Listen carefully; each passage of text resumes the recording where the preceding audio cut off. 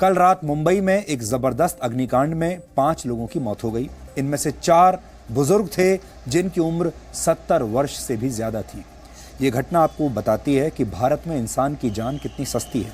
मुंबई में सिर्फ आग लगने से ही 10 दिनों में 20 लोगों की मौत हो चुकी है, लेकिन हमारे सिस्टम की नींद अब तक नहीं टूटी। ज्यादातर मामलों में हादसे की वजह है लापरवाही, नियमों का उल्लंघन और जबरदस्त भ्रष्टाचार। यह हादसा मुंबई के चेंबूर इलाके की एक सोसाइटी में 16 मंजिला इमारत में हुआ।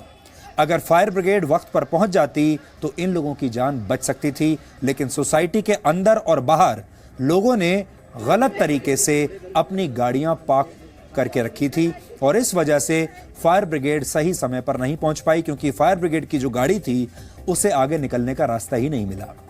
इमारत के अंदर लोगों की जान पर बनी हुई थी और इमारत के बाहर फायर ब्रिगेड के कर्मचारी आग बुझाने की बजाय इमारत के बाहर अतिक्रमण हटा रहे थे अपना रास्ता क्लियर करने के लिए। जी न्यूज ने हमेशा अतिक्रमण को राष्ट्रीय समस्या कहा है। अतिक्रमण और अवैध पार्किंग की समस्या सिर्फ व्यस्त सड़कों पर ही नहीं, गली मोहल्ले और कॉलोनीज के अंदर भी लोग अतिक्रमण से परेशान हैं।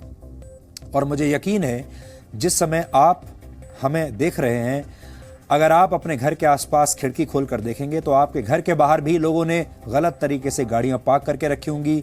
आपके बाहर जो भी सड़क होगी, गली मोहल्ला जो भी होगा, वहां भी अतिक्रमण जरूर हुआ होगा। जरा सोचिए, आप जिस इलाके में रहते हैं, अगर वहां आग लग जाए तो क्या फायर ब्रिगेड बिना किसी रुकावट के आपके घर तक पहुंच पाएगी? यह सवाल सुनकर आपका आत्मविश्वास आज हिल जाएगा, क्योंकि आपके घर के आसपास भी अवैध कब्जे और अतिक्रमण की बहुत बड़ी समस्या है, खुलेआम हो रहे हैं और ना कभी आपने कोई आवाज उठाई और हमारा सिस्टम तो रिश्वतखोरी की नींद में सोया ही हुआ है। कोई इस पर कोई आपत्ति नहीं करता, कोई ऑब्जेक्शन नहीं करता। शायद इसीलिए भारत एक NOC यानी नो ऑब्जेक्शन कंट्री बन चुका है। आपने देखा होगा हमारे यहां NOC का बड़ा रिवाज है। छोटी छोटी बात पर लोगों को NOC चाहिए होता है प्रशासन से, और प्रशासन या तो NOC दे देता है, नहीं देता तो बिना NOC के भी लोग अपना धंधा, दुकान, रेस्टोरेंट, होटल चला ही लेते हैं। लेकिन हमारे देश के लोगों ने हर बुराई को अब सहर्ष स्वीकार कर लिया है। नो ऑब्जेक्शन सर्टिफिकेट हमारे देश के लोग ही बांट रहे हैं। फुटपाथ और सड़क पर अवैध कब्जा और अतिक्रमण देश को स्वीकार है। प्रदूषण पर नो ऑब्जेक्शन है, रिश्वतखोरी पर नो ऑब्जेक्शन है, सार्वजनिक संपत्ति की चोरी पर नो ऑब्जेक्शन है, इलीगल पार्किंग पर नो ऑब्जेक्शन है।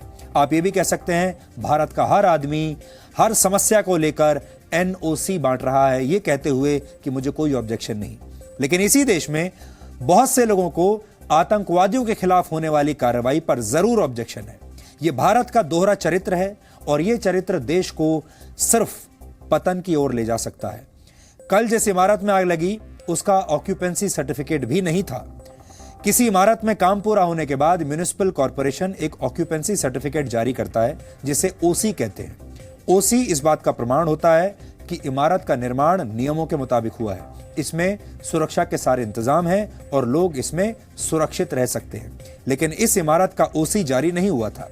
मुंबई के इस इलाके में 95% इमारतों का यही हाल है, लेकिन इस पर भी किसी को कोई ऑब्जेक्शन नहीं है।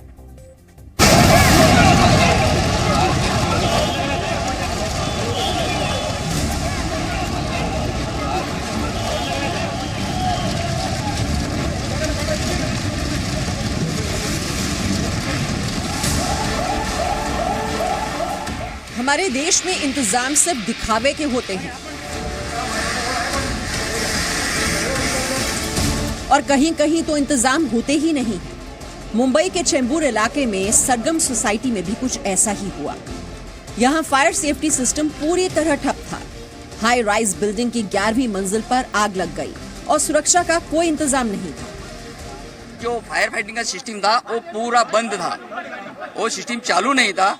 इसलिए हमने डायरेक्ट हमारा जवान ऊपर लेके 2 लाइन 2 तो 3 लाइन लेके फायर फाइटिंग एक्सटिंग्विशन कर दिया। बिल्डर ने दिवाली से पहले आदमी भेजा था फायर के लिए, मगर उसका खर्चा ज्यादा लगा, मालूम नहीं है क्या है, मगर उसके बाद वो आया ही नहीं। उसने बोला था 8 दिन में करके जाता हूँ, उसके बाद 1.5 महीना हो गया, अभी तक आया ही नहीं।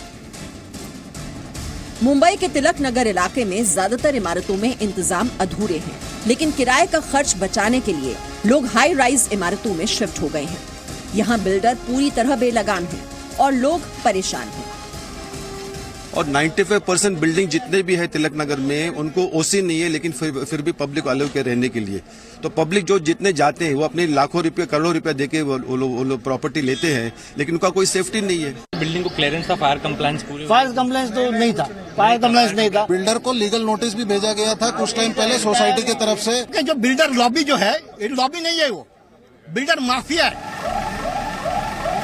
इमारतों में फायर ब्रिगेड की एंट्री के लिए भी काफी जद्दोजहद करनी पड़ी, क्योंकि सोसाइटी के अंदर और बाहर गाड़ियां गलत तरीके से पार्क की गई थी। आज सुबह भी कुछ ऐसी ही तस्वीर नजर आई।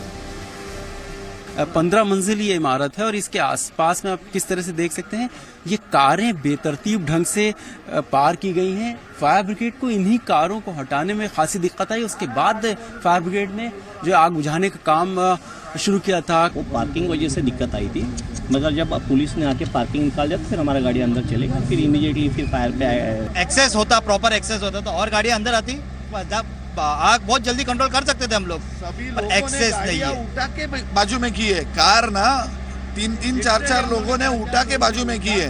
ऊपर से गाड़ियां, ये फायर ब्रिगेड का अगर अंदर नहीं आया तो कौन कैसे बचा पाएगा। पार्किंग की वजह से ना यहाँ पे ना बिल्कुल कुछ भी मतलब ये नहीं था, सहूलियत नहीं था कि गाड़ी अंदर आए और फटक से आग बुझाए। आग बुझाने के लिए कम से कम 2 घंटा लगा गया। गाड़ियों को लिटरली यहाँ के पब्लिक ने लिफ्ट करके है ना अपने साइड में किया और फिर फायर ब्रिगेड की गाड़ी आई। पार्किंग और सड़कों पर अतिक्रमण की समस्या पूरे देश में है। मुंबई जैसे बहुत सघन आबादी वाले महानगर में राहत और बचाव का काम बहुत मुश्किल होता है।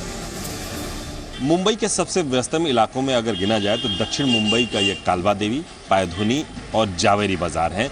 लेकिन गलियां इतनी सकरी कि अगर इन गलियों में आप पैदल चलना चाहें तो आपके लिए मुनासिब नहीं हो सकता है।